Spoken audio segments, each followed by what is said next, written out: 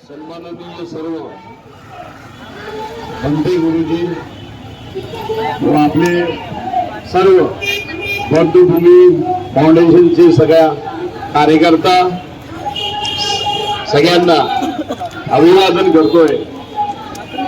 आज ही जी लढाई आहे सत्य विरुद्ध असत्य अशी लढाई चालू आहे।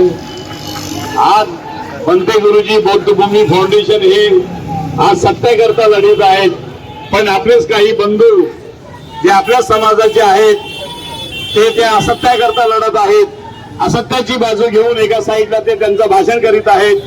हे सर्व चुकीचं आहे।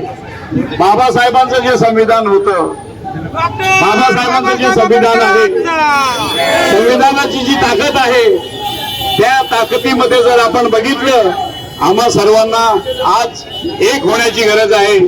आज ही जी सरकार आहे, ही सरकार केंद्रामध्ये नरेंद्र मोदींची सरकार, राज्यामध्ये देवेंद्र फडणवीसची सरकार, ही सरकार काय करते?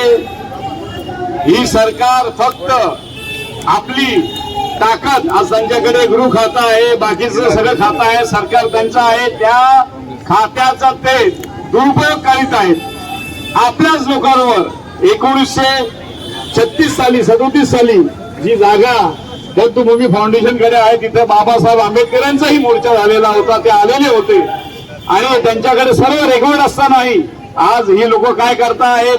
तो रेकॉर्ड गायब करतायत।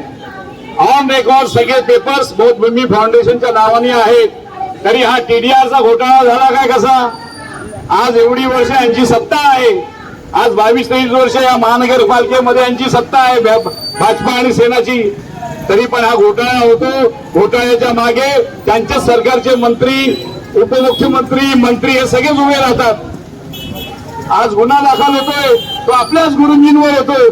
हा अन्याय आहे। या अन्यायाचा वाचा फोडण्याकरता आज आपली सर्व लोक आज एकत्र आलेली आहेत।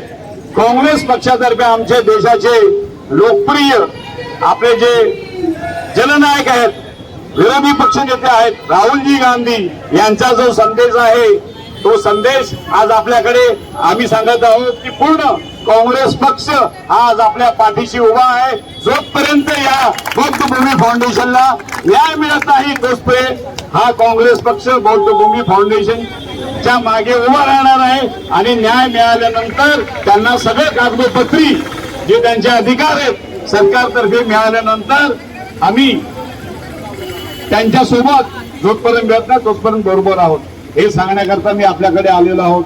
आज जी परिस्थिती आहे देशामध्ये आणि राज्यामध्ये, आज हे सरकार फक्त बळाचा वापर करून आपल्यावर अन्याय करीत आहे। आज त्यांची काही लोक इथंच बसून बाजूला आज भाषण करीत आहेत, आज आपल्याला चोर म्हणत आहेत। ही म्हण अशी आहे, चोराच्या उलट्या बोंबा। आज आपण बघितलं की बाबा हे चोर आहेत आणि चोरच उलट्या बोंबा मारतायत आणि आपल्यावर नाव घालतायत। अरे चोरी तू चोरी ऊपर से सीना चोरी, हा प्रकार आहे। तर आपल्यासारख्या लोकांना आज आपल्याला एकजूट होण्याची गरज आहे। एक साथ रहेंगे तो आपल्याला न्याय मिळेल, एकजूट रहोगे तब न्याय मिलेगा।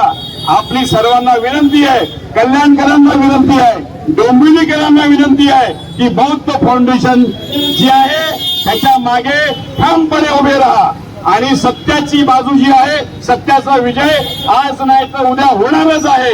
हे सत्यच असतं, खोटं हे खोटंच असतं। आपल्या सर्वांना काँग्रेस पक्षातर्फे या आंदोलनाकरता मी पाठिंबा जाहीर करतो आणि गुरुजी आमची काय मदत लागली अजून तर आपण आपला आदेश आम्हाला द्यावा, आम्ही तुमच्या बरोबर आहोत। जय हिंद।